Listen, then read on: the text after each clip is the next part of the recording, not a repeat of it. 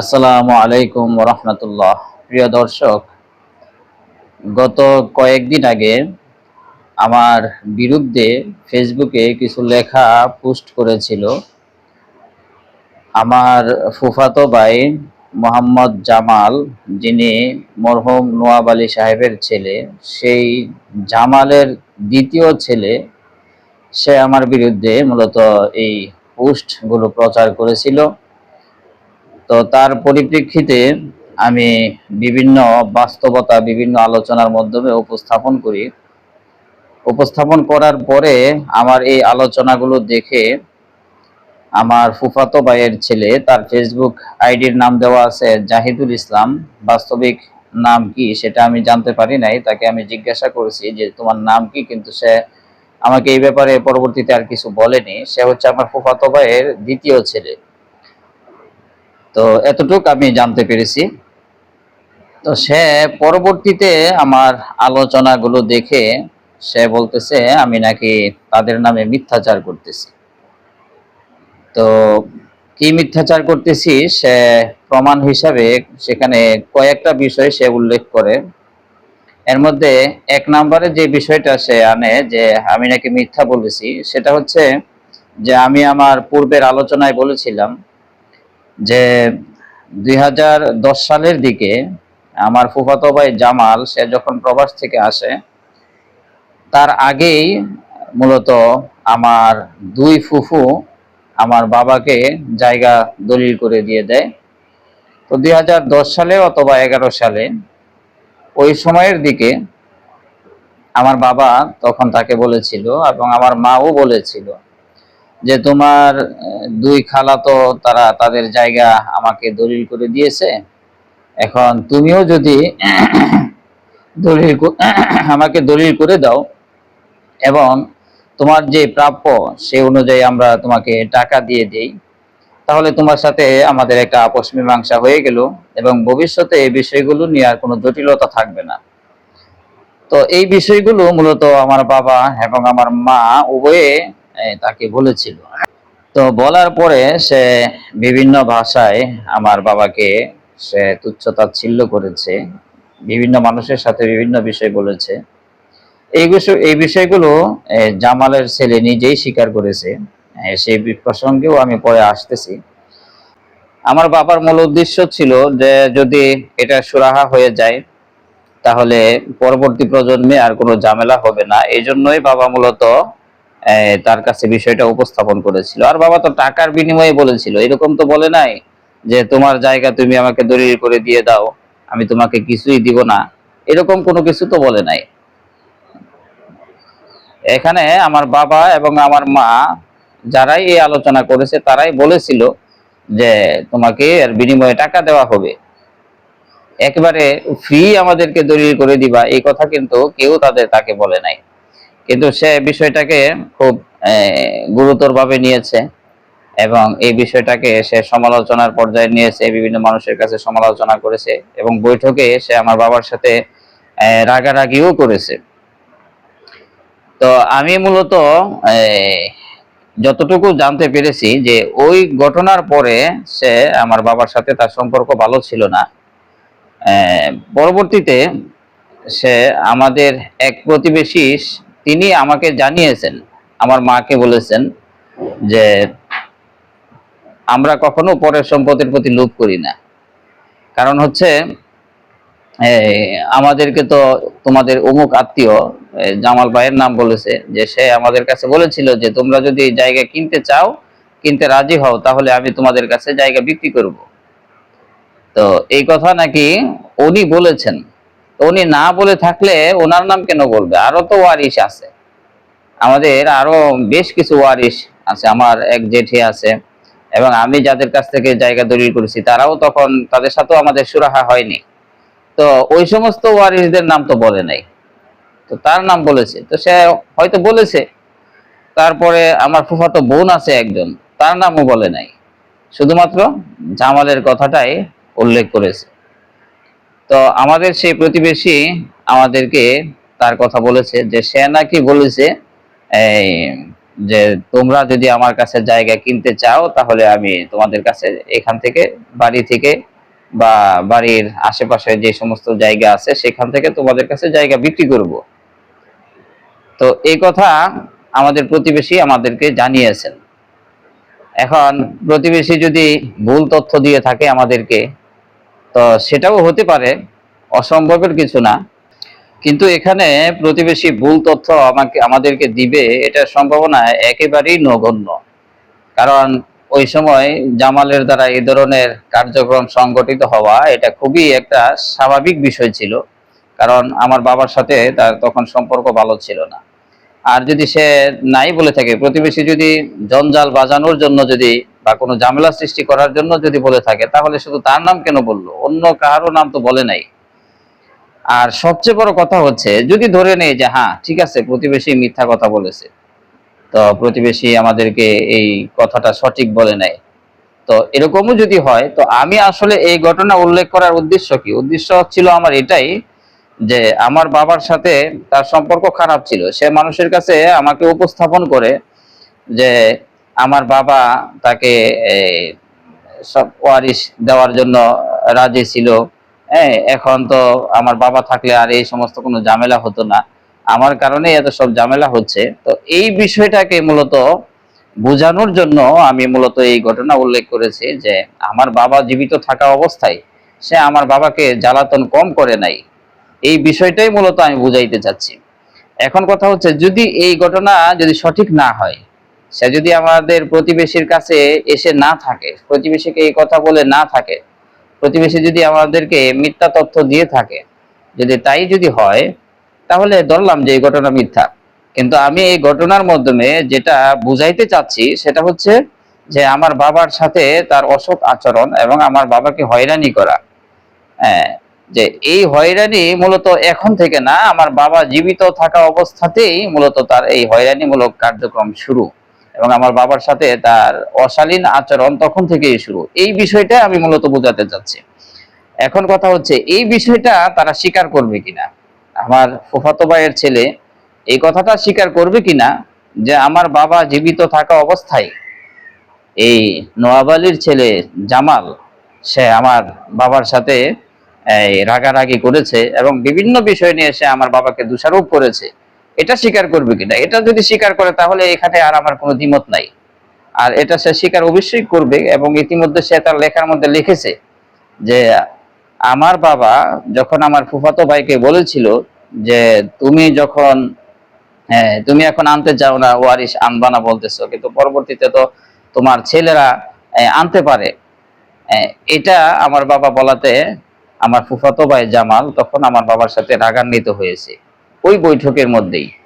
এটা আমার ফুফাতো ভাইয়ের ছেলে সে তার লেখার মধ্যে উল্লেখ করেছে এবং স্বীকার করেছে।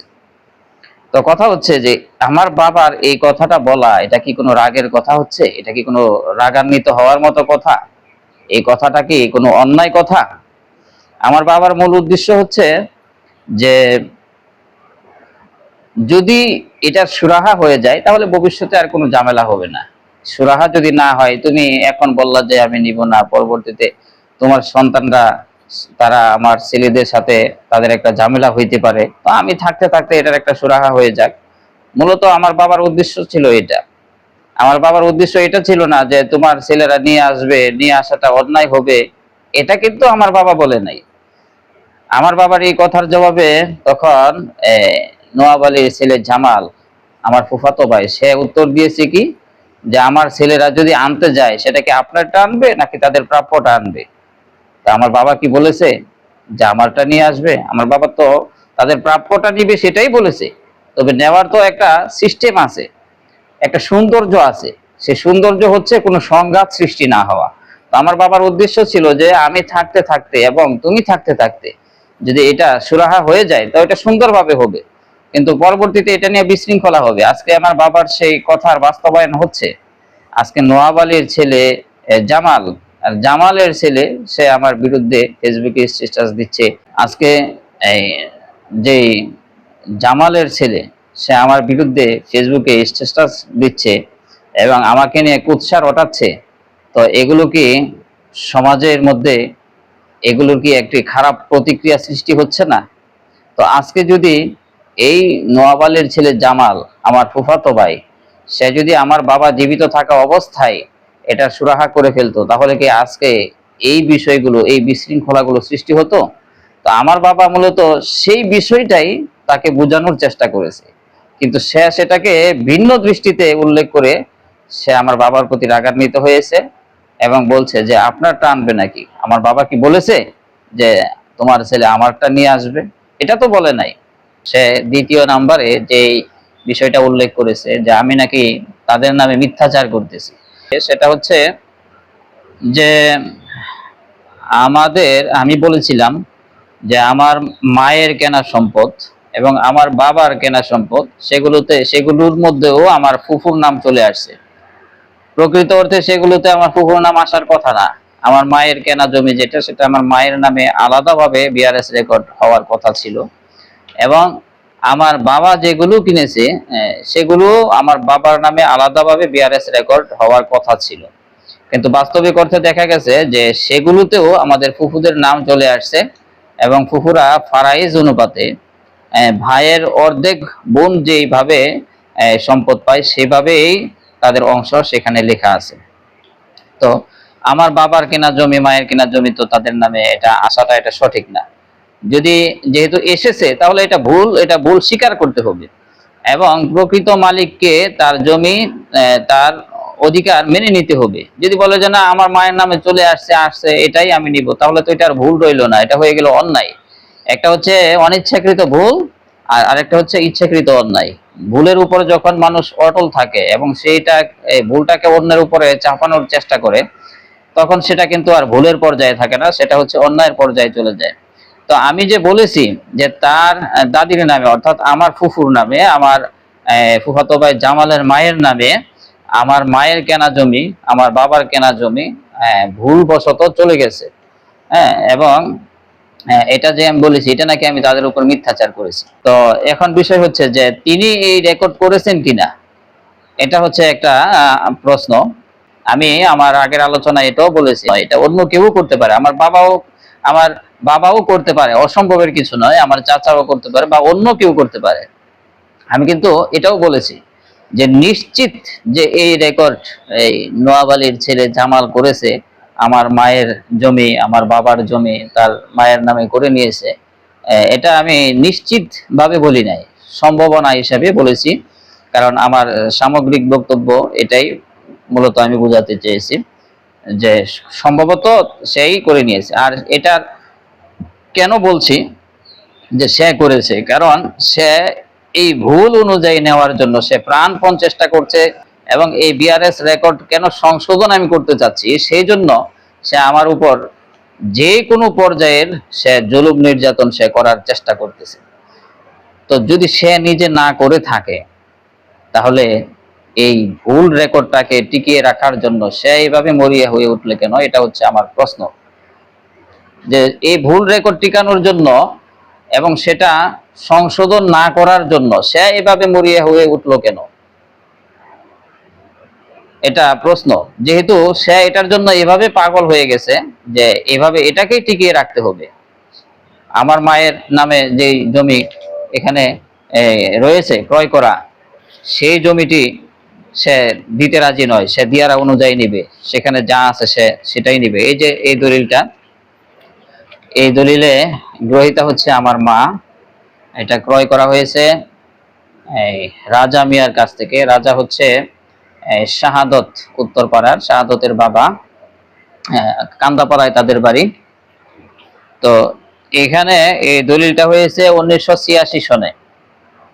86 সনের এই দলিল বিআরএস জরিপ হয়েছে 1991 সনের দিকে। তাহলে এই 86 সনের এই জমি আমার মায়ের নামে কেন রেকর্ড হলো না বিআরএস এ? এটা আমার মায়ের নামের আসার কথা ছিল, কিন্তু আসে নাই কেন? তো এই যে আসে নাই, তাহলে এটা যে এই জমিটা কি আমার মা কি টাকা দিয়ে কিনে নাই? আমার মা তো এটা টাকা দিয়ে ক্রয় করেছে, নিজের কষ্টের টাকা দিয়ে। তাহলে এই বিআরএস রেকর্ডে জালিয়াতির মাধ্যমে তোমার দাদির নামে এই জমি নিয়ে নেওয়া হয়েছে, তাই বলে কি সেটা এই বাধ্যতামূলক হয়ে গেল? বিআরএস রেকর্ড ভুল হইতে পারে না? বিআরএস রেকর্ড কি শুধু আমাদের বাড়িতে হয়েছে? আর তো বহু শত শত মানুষের বাড়িতে বিআরএস রেকর্ড হয়েছে, হাজার হাজার মানুষের বাড়িতে হয়েছে, এবং ভুল ভ্রান্তি হয়েছে এবং তারা সেগুলো সংশোধন করতেছে। তো ভুল তো হইতেই পারে, একজনের নামে ভুলে খারিজ আরেকজনের নামে চলে যাইতে পারে। তো ভুলকে তো স্বীকার করতে হবে। যদি ভুল স্বীকার না করে তুমি সেটাকে বাধ্যতামূলক ভাবে চাপিয়ে দাও এবং সে অনুযায়ী তুমি এই, জোর জবরদস্তি চালাও যে আমাকে সেভাবেই দিতে হবে, তখন তো প্রশ্ন আসে যে রেকর্ড কি তাহলে তোমরাই করলা কিনা? নাই, রেকর্ড তোমার বাবা করতে পারে বা অন্য কেউ করতে পারে, যেই করুক, যেটা ভুল সেটা ভুল স্বীকার করতে হবে। আমার বাবা এই রেকর্ড করে নাই আমি যতটুকু জানি, কারণ আমার বাবা তখন বাড়িতে ছিলেন না, উনি বিভিন্ন কাজে ব্যস্ত ছিলেন। জমি জমা নিয়ে আমার বাবা তখন এত মাথা ঘামাইতেন না, এত এগুলো নিয়ে এত চিন্তা ভাবনা করতেন না। তারপরেও ধরে নিলাম যে হ্যাঁ হইতে পারে আমার বাবাও করতে পারে। যদি আমার বাবাও যদি করে, তাহলে আমার মায়ের কেনা জমি, আমার বাবার কেনা জমি, এটা কি অন্য কারো নামে যদি চলে যায় ভুলবশত, অসতর্কতাবশত, তাহলে কি সে অনুযায়ী যার নামে চলে গেছে সে কি এসে আমাদের বাড়িতে সন্ত্রাসী আক্রমণ করতে পারে? এটা কি তার কি এই ভুলটা কি স্বীকার করতে হবে না? যদি স্বীকার না করে তাহলে তো বুঝতে হবে যে সে এই ভুলের উপরে অনড়, এই ভুলকে সে বাস্তবায়ন করতে চাচ্ছে। তারপরে জামাল ভাইয়ের ছেলে, তুমি বলেছ যে তোমার বাবা তো লেখাপড়া করে নাই, তিনি মূর্খ মানুষ, তিনি কিভাবে রেকর্ড করবে? লেখাপড়া করে নাই এটাই প্রমাণ নয় যে সে এই রেকর্ড করে নাই। হইতে পারে তিনি করেন নাই, কিন্তু এটা উপযুক্ত প্রমাণ নয় যে এই ভিত্তিতেই বলা যাবে যে না তিনি এটার সাথে সংশ্লিষ্ট না। কারণ লেখাপড়া না করলেও মানুষ দিয়ারা রেকর্ড সে তার নিজের নামে বেশি জমি বাড়িয়ে করতে পারে। নিজের মধ্যে নিজে বুঝে না, কিন্তু অন্য যারা বুঝে তাদের মাধ্যমে। লেখাপড়া করে নাই মূর্খ মানুষও নিজের জমি নিজে খারিজ করতেছে না? মূর্খ মানুষও তো অনেক সময় জায়গা নিজের খারিজের সাথে অন্য জনের জমি বাড়িয়ে সে খারিজ করে ফেলে। কিভাবে করে? যারা কাগজ বুঝে তাদের দ্বারস্থ হয়, তাদেরকে বলে যে এইভাবে হইলে আমার সুবিধা হয়। তো ওইভাবেও তো হইতে পারে। তোমার বাবা লেখাপড়া করে নাই তাই তুমি নিশ্চিত যে এটা তোমার বাবা করে নাই? এটা তো কোনো যৌক্তিক কথা হইতে পারে না। তারপর তুমি উল্লেখ করেছো, ওই জমিটি সুবান দাদা নিজে ওনার 3 বোন এবং ওনার নামে রেকর্ডভুক্ত করেন। মানে আমার আব্বা এই জমিটা নিজে ওনার 3 বোন এবং ওনার নামে রেকর্ডভুক্ত করেন। তো তুমি এটা কোথা থেকে প্রমাণ পাইলা যে আমার বাবা এটা রেকর্ডভুক্ত করেছেন? হইতে পারে করেছেন, কিন্তু এটা সম্ভাবনা একেবারেই কম, একেবারে 100 থেকে 99% সম্ভাবনা যে এটা আমার বাবা করে নাই, অন্য কেউ করেছে। কিন্তু তুমি বলছো যে উনি নিজে এটা ওনার নামে এবং ওনার 3 বোনের নামে করেছেন, তাহলে তুমি কিভাবে নিশ্চিত হইলা? আর তুমি বলেছো যে এটা যে তোমার বাবা করেছে এটার প্রমাণ কি? এটার প্রমাণ যদি থাকে তাহলে আমি যেন প্রমাণ দেখাই। তো প্রথমত কথা হচ্ছে যে তুমি প্রমাণ চাও যে তোমার বাবা করেছে, এটার প্রমাণ যেন আমি দেখাই, কিন্তু তুমি যে আমার বাবার নাম উল্লেখ করেছে যে আমার বাবা নিজে এটা করেছেন, তো সেটা প্রমাণ কোথায় তুমি উল্লেখ করলা? আর আমি তো নিশ্চিত ভাবে বলি নাই যে হ্যাঁ তোমার বাবাই এটা করেছে। আর কথা হচ্ছে যে আলোচনা কেন আসলো তোমার বাবার বিষয়ে? তোমার বাবার বিষয়ে আমি কেন ইঙ্গিত করলাম, আমি কেন তোমার বাবাকে এই বিষয়ে দোষারোপ করলাম? এটা একটা প্রশ্ন আসতে পারে। কারণ এই বিআরএস রেকর্ডের সাথে তো শুধু তোমার বাবা সংশ্লিষ্ট না, আর অনেক মানুষ সংশ্লিষ্ট আছে। কিন্তু তোমার বাবার বিষয়টা আমি কেন গুরুত্ব দিয়ে বললাম যে উনি করেছেন, এই সম্ভাবনা আমি কেন উপস্থাপন করলাম?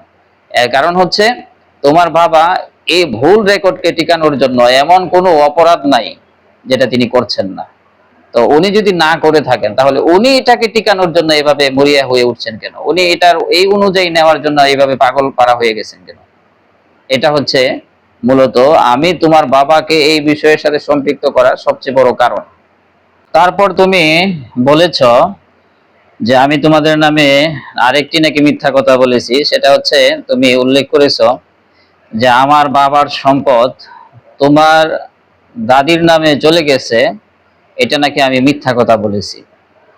তো এই কথা তোমার তোমার এই বক্তব্যকে তুমি প্রমাণ করতে গিয়ে তুমি উল্লেখ করেছ যে এই আমার মামার বাড়ির একটা জমি, সেটা তোমার দাদির নামে চলে গিয়েছে। তো এই বিষয়টাকে তুমি উল্লেখ করেছো, কিন্তু আমি কিন্তু যখন এই দাবি করেছি যে আমার বাবার ক্রয় করা জমি তোমার বাবার নামে, তোমার দাদির নামে চলে গেছে, এই বিষয়টা যখন আমি উল্লেখ করেছি, তখন কিন্তু আমি সেখানে কিছু দলিল দেখাইছিলাম, দলিলের কথা উল্লেখ করেছিলাম, কিন্তু সেই বিষয়গুলো তুমি উল্লেখ করো নাই। সেই বিষয়গুলোকে তুমি পাশ কেটে চলে গেছো।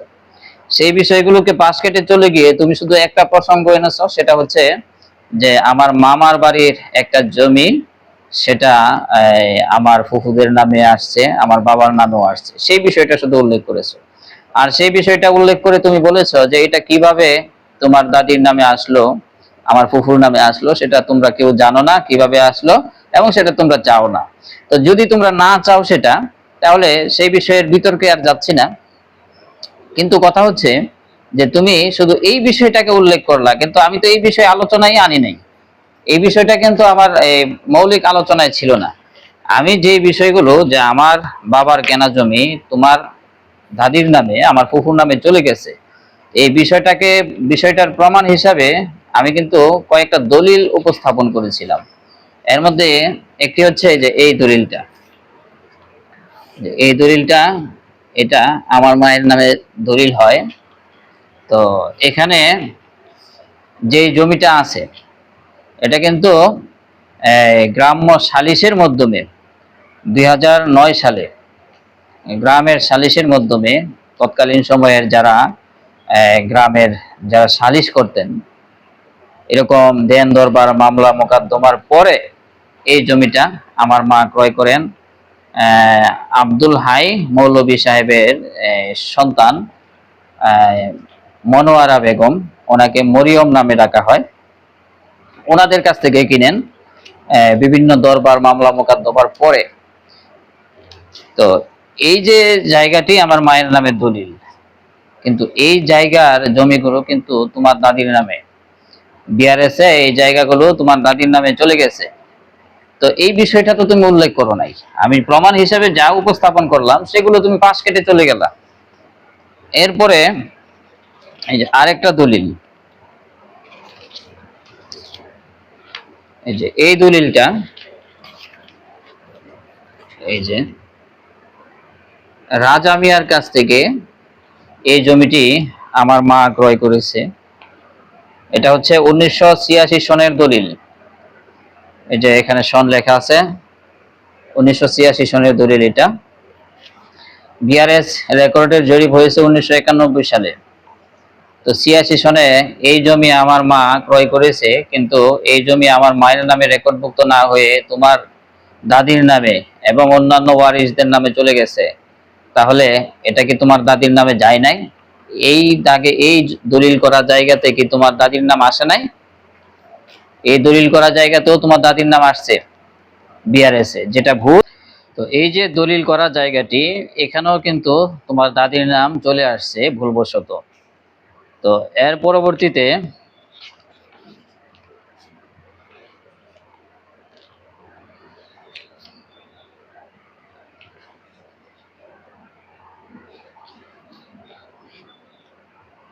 এই যে এই দলিলটা, এটা হচ্ছে আমার বাবার নামে ক্রয় করা জমি।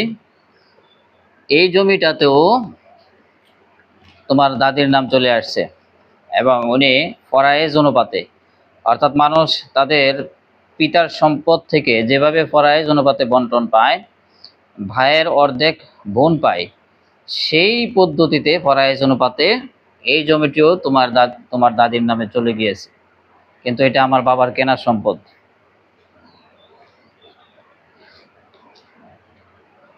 তো এইভাবে এই জমিগুলো, তাছাড়া আমার যে সমস্ত দলিলগুলো আছে, যেগুলো আমি মফিজউদ্দিন এবং আব্দুল খালেক এবং জিন্নতুন নাসার ওয়ারিসদের কাছ থেকে কিনেছি, এগুলোও তোমার দাদির নামে রেকর্ডভুক্ত হয়েছে।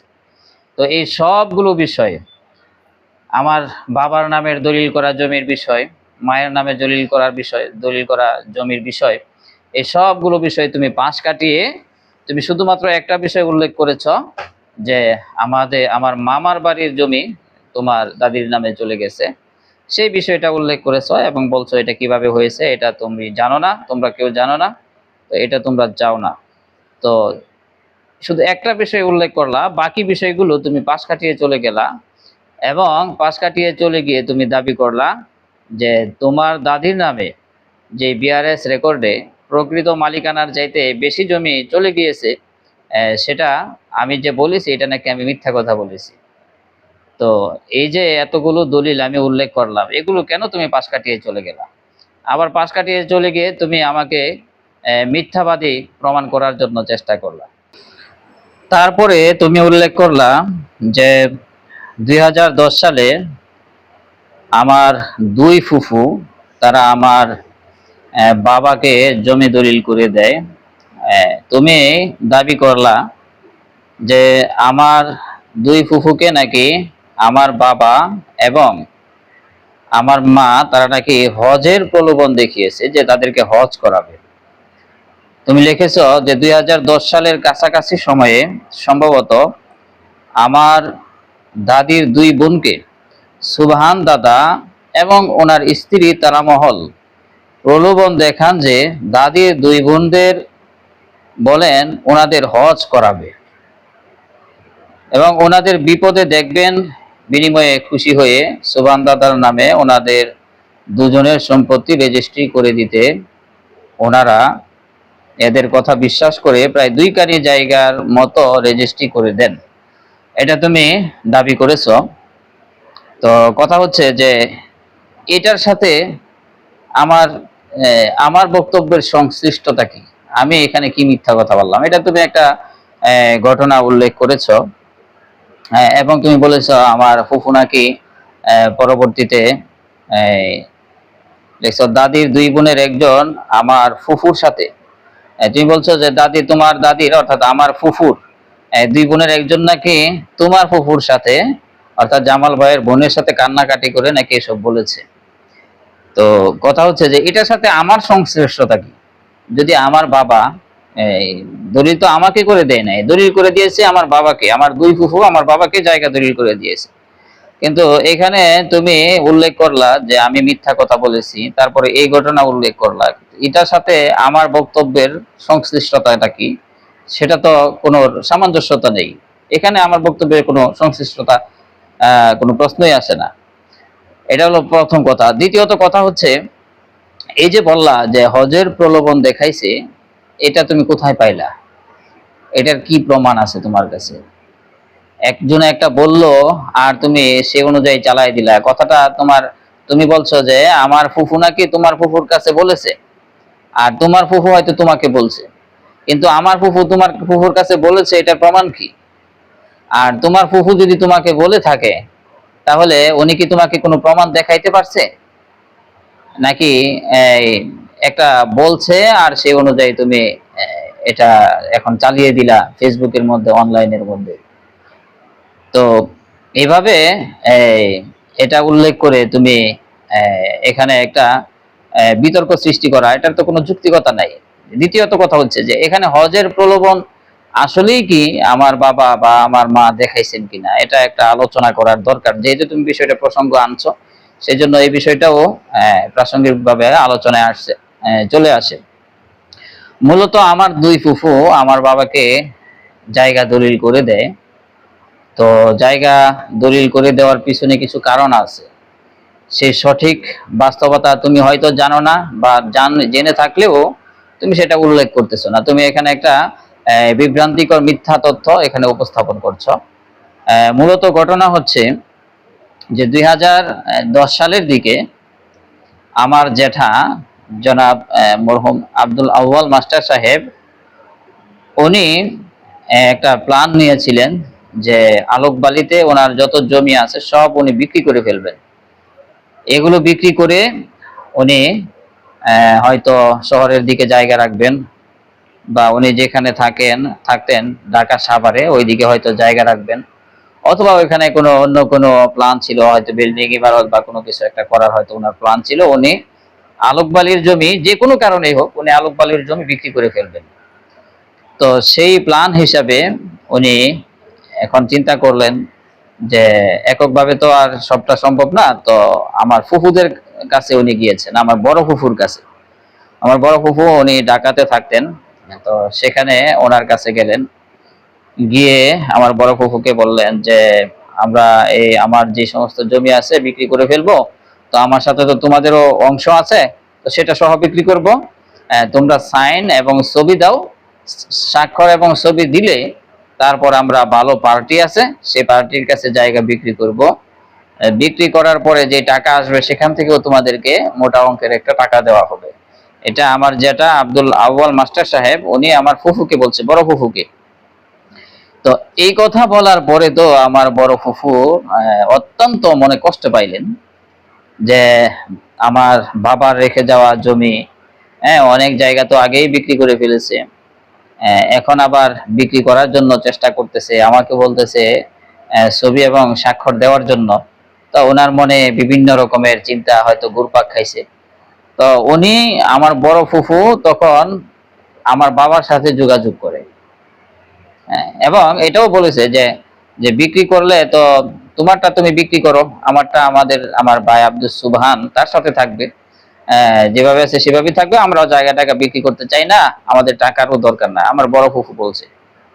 তো আমার জ্যাঠা নাকি বলছে ওই সময় যে না, ওদের কাছে জায়গা বিক্রি করা যাবে না। হয়তো আমার যেটা প্ল্যান ছিল যে অন্য কারো কাছে বিক্রি করলে একটু ভালো দাম পাওয়া যাবে, বোনদেরটা সহ বিক্রি, আমার ফুফুদেরটা সহ বিক্রি করা যাবে, এটা হয়তো ওনার চিন্তা ভাবনা ছিল।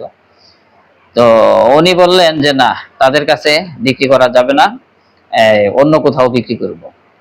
তো বিষয়টা আমার ফুফুর কাছে আরো খারাপ লেগেছে। আমার ফুফু আমার বাবার সাথে যোগাযোগ করেছে। আমার বাবা তাদের কাছে কোনোদিন যায় নাই যে তোমরা আমাকে দলিল করে দাও।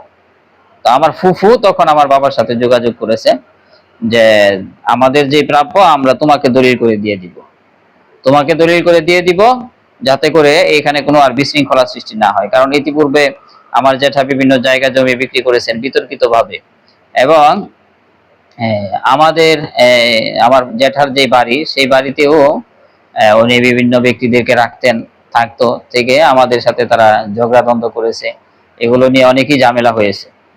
তো বিষয়গুলো আমার ফুফুর নলেজে ছিল, তো এই জন্য ফুফু স্পষ্টভাবে তিনাকে নিষেধ করে দিলেন, অসম্মতি প্রকাশ করলেন। সাথে সাথে আমার বাবার সাথে যোগাযোগ করলেন। আমার বাবার সাথে যোগাযোগ করে উনি আমার বাবাকে বললেন যে তুমি আসো, আসলে তোমার সাথে আলোচনা করি, পরামর্শ করি, কথাবার্তা আছে প্রয়োজনীয়, তারপর আমরা সিদ্ধান্ত নিব। তো আমার বাবা যাওয়ার পরে বলে যে আমাদের যেটা আছে তোমাকে দিয়ে দেই, তারপরে ওনার যদি থাইকা থাকে তাহলে উনি বিক্রি করুক বা যেটা করুক সেটা ওনার ব্যক্তিগত ব্যাপার। তো এই কথা বলার পরে আমার বাবা তখন ওনার প্রস্তাবে রাজি হন যে ঠিক আছে, যদি তোমরা ভালো মনে করো তাহলে এটা তোমরা করতে পারো, আমার কাছে দিতে পারো, সমস্যা নাই, যেহেতু উনি অন্যত্র বিক্রি করতে চায়। তো এই জন্য আমার বাবা তখন রাজি হয়েছেন। তো রাজি হওয়ার পরে এখন আমার বড় ফুফু তো মূলত এই প্রস্তাব দিয়েছে আমার বাবাকে। তো আমার ফুফু, দ্বিতীয় ফুফু যিনি, উনি থাকে বর্তমানে নরসিংদী ভাগদিতে। ফুফুর প্রকৃত ওনার যে আমার ফুফুর শ্বশুর বাড়ি হচ্ছে, আমার ফুফার বাড়ি হচ্ছে নেকজানপুর, আমাদের আলোকবাড়ি ইউনিয়নের ভিতরেই।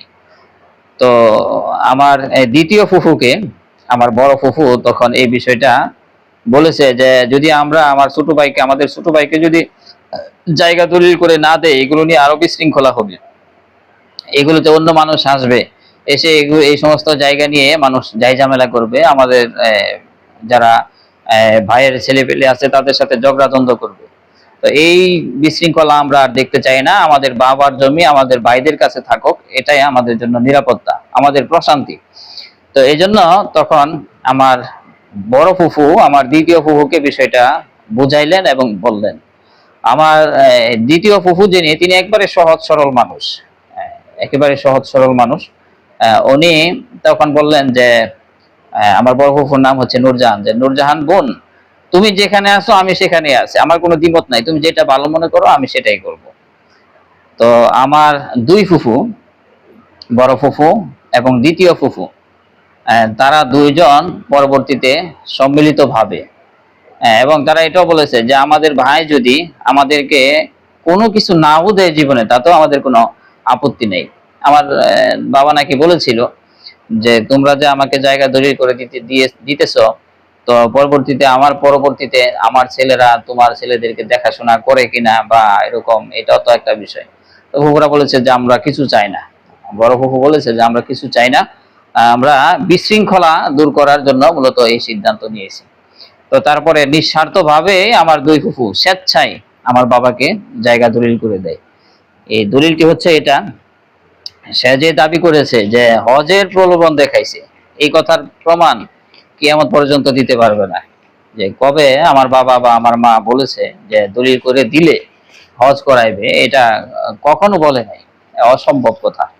এই যে দলিলটা, এটা হচ্ছে দলিলের প্রকৃতি লেখা আছে হেবা ঘোষণা। এই যে এখানে লেখা আছে যে হেবা ঘোষণা দলিল এটা। তো হেবা ঘোষণা মানেই হচ্ছে যে এখানে কোনো বিনিময় নাই, নিঃস্বার্থভাবে একবার হেবা ঘোষণা। যদি বেলওয়াজে হেবা হইতো তাহলে না হয় মেনে নিতাম যে হ্যাঁ হয়তো এই ধরনের কোনো আশ্বাস ছিল, কিন্তু হেবা ঘোষণা দলিল মানে হচ্ছে বিনিময় ছাড়া। এবং দলিলের মধ্যে লেখা আছে যে আমার ভাইয়ের আচার আচরণ বা ভাইয়ের ভবিষ্যৎ কল্যাণ মঙ্গল এই সমস্ত বিষয় বিবেচনা করে আমরা আমাদের ভাইকে জায়গাটা দলিল করে দিচ্ছি। এই সমস্ত এই যে এই বিবরণের মধ্যে এগুলো লেখা আছে। তুমি যে বললা যে আমার বাবা এই জায়গা আমার দুই ফুফুর কাছ থেকে দলিল করে নিয়েছেন, তাদেরকে হজের প্রলোভন দেখাইছেন, এই কথা যে বললা, তো বাস্তবিক অর্থে যদি তাই হয়ে থাকে, আমি তো বললাম স্পষ্ট যে এটা কিছুতেই সম্ভব না, এবং এরকম কোনো কিছু হয় নাই বা এই ধরনের কোনো কিছু প্রতিশ্রুতি আমার ফুফুদের প্রতি আমার বাবার কখনো ছিল না। মূলত ফুফুরা স্বেচ্ছায় এবং নিজ আগ্রহে আমার বাবাকে জায়গাগুলো দলিল করে দিয়েছেন, এটা আমি স্পষ্ট করলাম। তাছাড়া আমার বড় ফুফু যখন জীবিত ছিলেন, দীর্ঘদিন আমার সাথেও এই বিষয়ে কথাবার্তা হয়েছে, কোনোদিন ফুফু এই কথা বলেন নাই যে আমার এই ধরনের কোনো কথাবার্তা ছিল। হ্যাঁ, ফুফু আমাকে একটা কথা বলেছেন একবার, সেটা হচ্ছে যে ফুফু আমাকে বলেছিলেন যে যদি তুমি সুযোগ পাও তাহলে বাড়িতে একটা প্রতিষ্ঠান করবা। এটা আমাকে বলেছিল যে এখানে যাতে করে মানুষ কোরআন শিখতে পারে, যাতে করে মানুষ এখান থেকে দিনের বিষয়ে উপকৃত হয়, এরকম একটা প্রতিষ্ঠান তুমি চালু করবা। এটা আমার বড় ফুফু আমাকে একবার বলেছিলেন। কিন্তু এর বাহিরে কোনো হজের কথা ছিল বা ওই ধরনের কোনো অর্থ লেনদেনের কথা ছিল, এমন কোনো কথা আমি কখনো শুনি নাই। আর এটাও ফুফুর বিভিন্ন কথা থেকে আমি বুঝতে পেরেছি। ফুফু আমার সময় প্রায় সময় কথা যখন বলেছেন, তখন ফুফুর কথা থেকে এটাই প্রতীয়মান হয়েছে যে মূলত তিনি তিনার বাবার পৈতৃক সম্পত্তিকে হেফাজত করতে চান, এবং এগুলো অন্য কোথাও বিক্রি হবে, এখানে অন্য মানুষ আসবে, এসে আমাদের সাথে ঝামেলা সৃষ্টি হবে, এই জিনিসটা উনি পছন্দ করেন নাই। এই জন্যই মূলত ফুফু স্বেচ্ছায় আমাদেরকে এই জায়গাগুলো আমার বাবাকে দলিল করে দিয়েছেন। এটা হচ্ছে বাস্তবতা। তারপরেও যদি ধরে নেই যে না, আমার বাবা হজের প্রলোভন দেখায়া ফুফুর কাছ থেকে দলিল করে নিয়েছে, যদি তর্কের খাতিরে এই কথা মেনে নেই, তাহলে আমি বলবো যে এটার সাথে আমার সংশ্লিষ্টতা কি? তুমি যে আমার ফুফাতো ভাইয়ের ছেলে, তুমি যে ফেসবুকে পোস্ট করলা যে শামসুলের মিথ্যাচার, আর তারপরে সেখানে এই ঘটনা উল্লেখ করলা, তো এই ঘটনার সাথে আমার সম্পৃক্ততা কি? এই ঘটনা উল্লেখ করে সেখানে তুমি আমাকে মিথ্যাবাদী প্রমাণ করতে চাও, তো এই ঘটনার সাথে তো আমার কোনো সংশ্লিষ্টতাই নেই। দলিল তো আর ফুফুরা আমাকে করে দেয়নি, তাহলে এখানে আমাকে কেন টেনে আনলা?